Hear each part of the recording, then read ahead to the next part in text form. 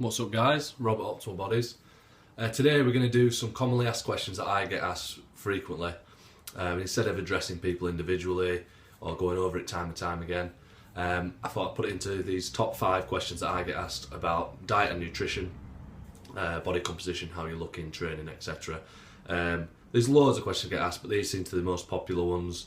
So we'll start and fire them off, and then any further questions you can message me, comment in the post below, etc. and go from there. Okay, this is probably number one I ever get. Do you need to do sit-ups to get abs, or can you target fat loss around the abdominals? The answer is no.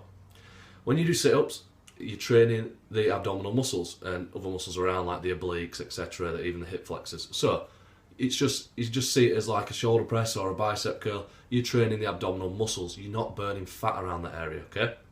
You're burning fat from everywhere.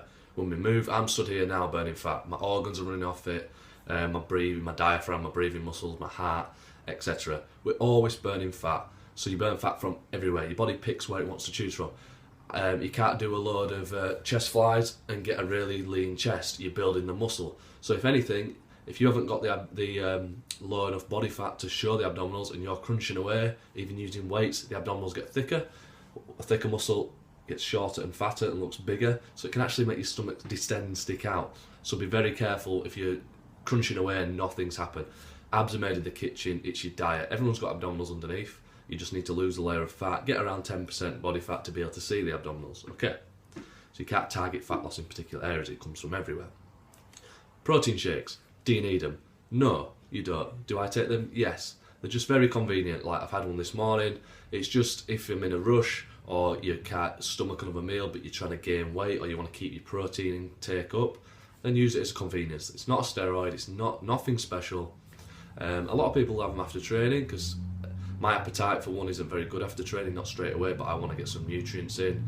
And a lot of recent research is showing that there's no anabolic window as such. You don't need to consume your shake like just as soon as you done your last set. Waiting up to an hour can often help. It increases the anabolic hormones, and then you get a big cortisol response. The bigger the cortisol response, the bigger the anabolic response after. So you've got to see it as breaking things down to build it up. Let all that catabolic hormone set in. That sets the scene for further growth. So in layman's terms, just wait about half an hour to an hour after you've finished training to have your shake. But you don't have to have a shake. You can eat if you prefer food, okay? Just convenience, that's it, nothing special. Don't be drawn in by all these fancy labelling and these fancy adverts and these, most of the time, these big steroid taking people that are sponsored by these things. So you look at the picture, he's holding a protein shake, oh, if I take that I'll look like that. Just don't be naive, he's taking a lot of growth hormone, testosterone, etc. He's probably not even taking that shake, okay? And often these before and after pictures taken in the same day, look how good Photoshop is, and you know, it's just use your head with that one. Women, will weights make you bulky? Will lifting weights make you bulky? No, your diet will make you bulky. You eat big, you eat a lot, you're going to get big, okay? You don't secrete enough testosterone, so if you're a natural woman, natural athlete, you're not injecting male hormones, you're not going to look like a man. You're just going to look toned, sexy, strong, have strong bones and be able to eat more carbs. So yes, lift weights, just don't take steroids. Take a male hormone, you're going to look like a male, okay? So that's the only thing that's going to make you look like a man. You're just going to look really good and be strong, and you might even be able to be stronger than your partner. So have an arm wrestle and see how it goes, okay?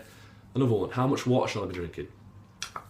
We have been given this great thing called thirst, okay? So drink when you're thirsty, that's it. You eat when you're hungry, unless you're trying to gain weight, you might eat more, you're trying to lose weight, you might eat less. But thirst is a really good signal that you need a drink, so that's it. Okay, so if you think, a lot of people think, I don't drink enough water, I need to up it.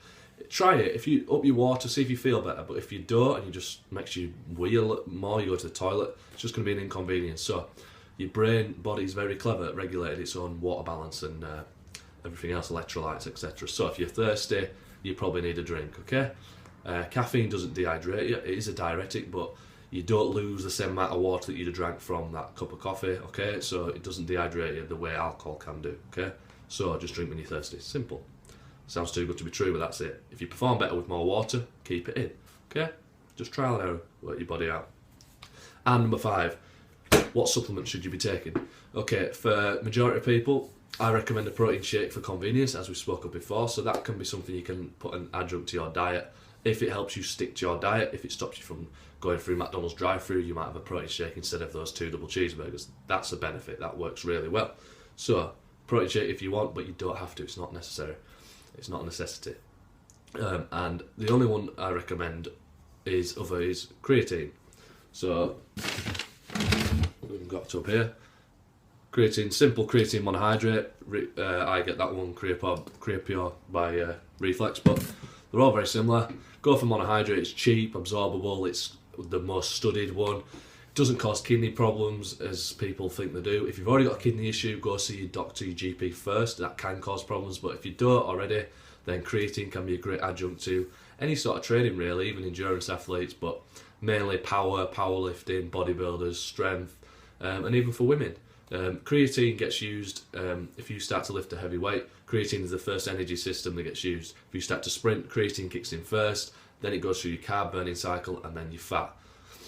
So creatine is just a bunch of amino acids built together. I think it's 3 amino acids put together and makes this creatine molecule, and it can give you more strength, and then more. If you've got more strength, you can lift more weight. You lift more weight, you can create more muscle damage, which equals more growth. So see how these videos are edited. They're done very fresh. So my phone just dropped them, but I don't edit them. I just do them off the cuff, and I like to keep it nice and fresh and raw. I don't read from a script or anything like that. So apologies for my phone slipping off there. So yeah, go for some creatine, and then the main thing is I've got a video full on creatine. If you want a lot more information about that, go back to my previous videos. But you want about they say take 5 grams, but this is after a loading phase. You might do up to 20 grams. That's when you get the most benefits. You use about 3 to 5 grams every day just through everyday activities. So if you're only taking 5 grams, you're probably not going to see the benefits. They tell you just have 5 grams. I recommend around 10 to 20 grams per day. It depends on your body weight. Take your body weight in kilos, times it by 0.3. That'll give you a amount in grams. It'll probably come somewhere between 15 to 20, maybe 25 if you're a heavier person. Okay, try and equate for your body fat. So if you're really overweight, probably knock 5 gram off that. Because your body fat, it's not inactive tissue, but it's not, you can't contract it, you can't tense fat sort of thing. So take more creatine than you need if you want, and then again, try 5 grams, see if it increases your strength. Try 10 grams, 15 grams, and you will probably notice a difference. Your muscle will be fuller, you hold water inside the muscle, not outside, so it can give you a nice full look. So it's got aesthetic reasons and strength reasons, and it can lower the myostatin gene, which is the gene that inhibits muscle growth. So it can help grow muscles, keep you anabolic. Okay, so those are my top 5 tips. Hope you've learnt something from that. Any more questions, no matter how stupid they sound or how simple you think they are, drop us a message and we can try and get you back to it. It's Rob, Optimal Bodies, sponsored by Damn Fitness. Cheers guys, have a good day.